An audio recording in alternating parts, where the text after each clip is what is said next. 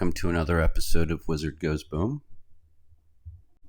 Today I wanted to talk a little bit more about the wargaming aspect of D&D, and more specifically Strongholds, and maybe from a Dungeon Master's point of view. Last time I talked about characters receiving Strongholds as sort of an introduction to higher level play.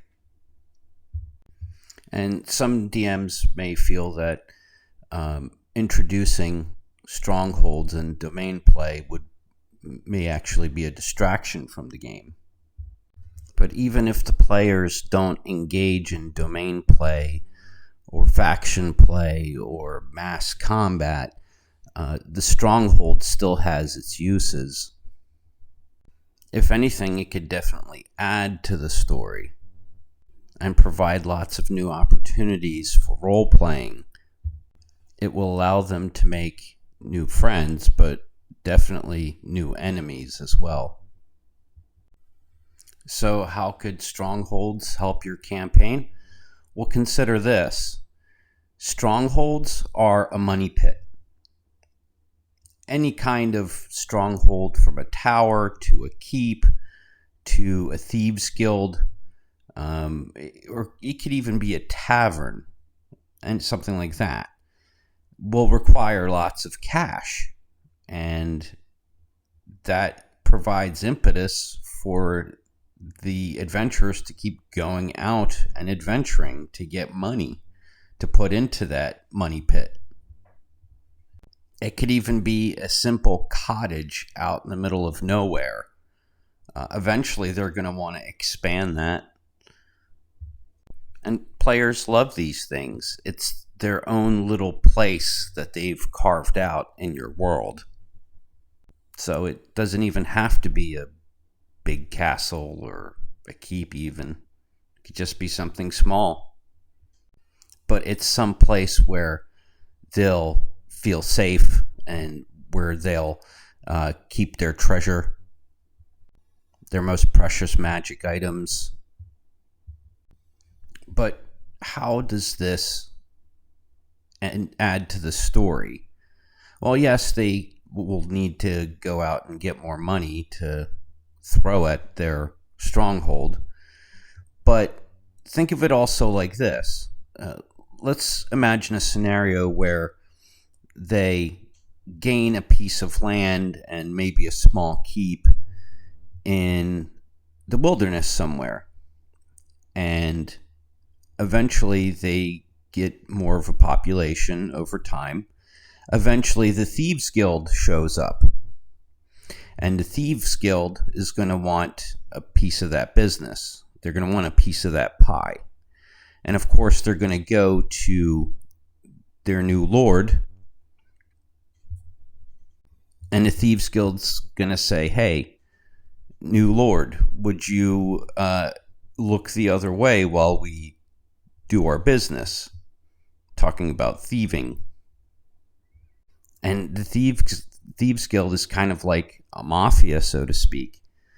And if they show up and they don't get their way, that could be trouble for the new liege. Maybe it won't be enough for them to be able to look the other way while they do their thievery. Maybe they want a piece of the treasury of this new lord. They want a percentage. And of course, the PC lord isn't going to want to go with that. So there's an element to the story that gets added there. The war kind of, or struggles between the Thieves Guild and the PC lord. Or let's suppose that the PCs build right where there's a tribe of orcs and they don't really appreciate humans encroaching in their territory. Another way to look at it is it's a home base for the PCs. So what if they feel a little too safe in that home base? Maybe as a DM you can add a couple of invasion storylines there.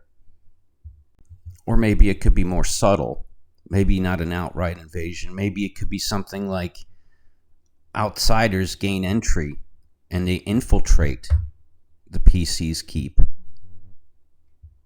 Maybe spies from other kingdoms. They want to see what the PCs are up to. If anything, things like Strongholds can add a lot more to the game, especially in terms of storylines. The possibilities are basically endless. Some player characters just may not want to deal with it. They think it might come with a lot of bookkeeping involved, and they don't want to do the accounting for it. Maybe they don't want to get involved in the running of the stronghold. They don't want to get to that detail. They just want to go out and venture.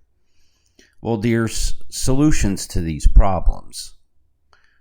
Firstly, the bookkeeping for a stronghold's really not that difficult and tends to be more abstract.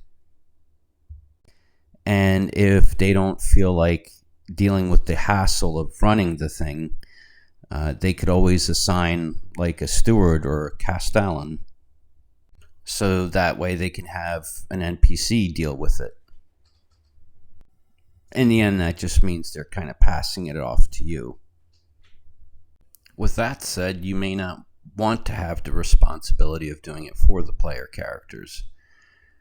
But as I said before, it's more abstract than bookkeeping. After all, even a CEO of a company doesn't do his own company's bookkeeping. The player characters get a certain amount of income from the population in the form of taxes, or if they're running, let's say, a tavern or a thieves guild, they get a certain amount of income. And they set the initial expenses up, and then the rest is on auto mode. So it's not too bad. The advantages of having strongholds in your campaign, I think, outweigh the disadvantages. Like I said before, it's the introduction of players to higher level gaming.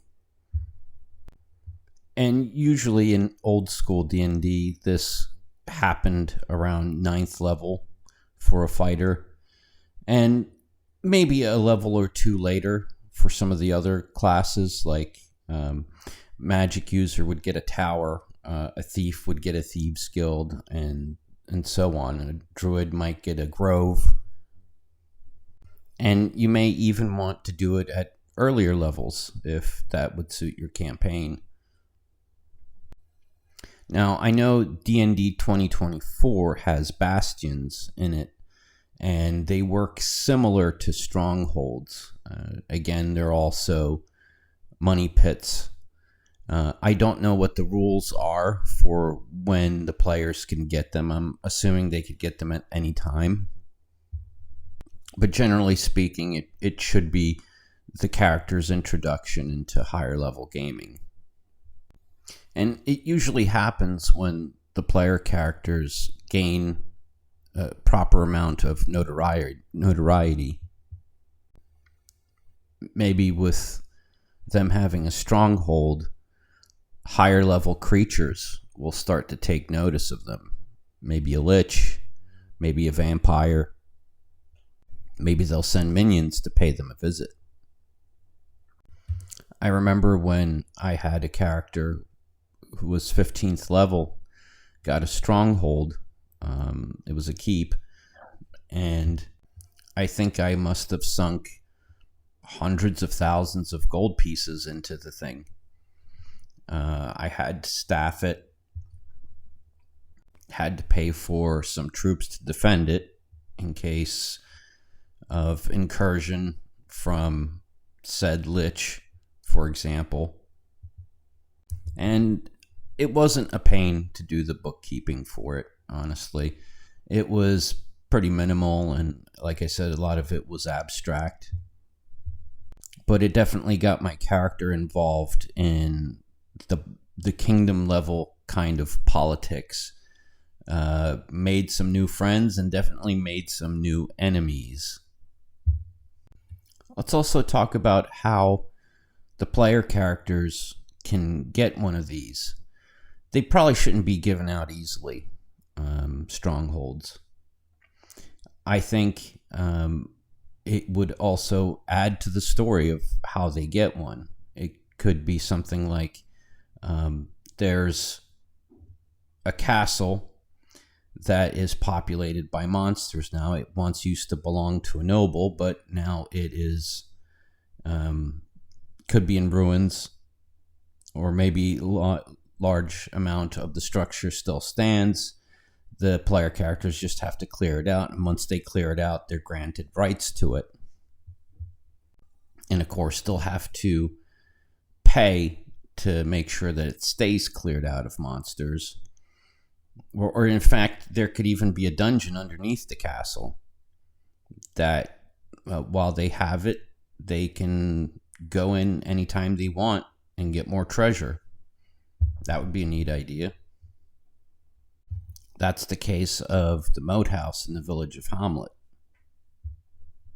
Once it's cleared out, you could claim it as yours, and there's still a dungeon underneath of it, which can provide more income for the player characters and more adventure opportunities. Well, thank you everyone for watching, and I hope you have a great day.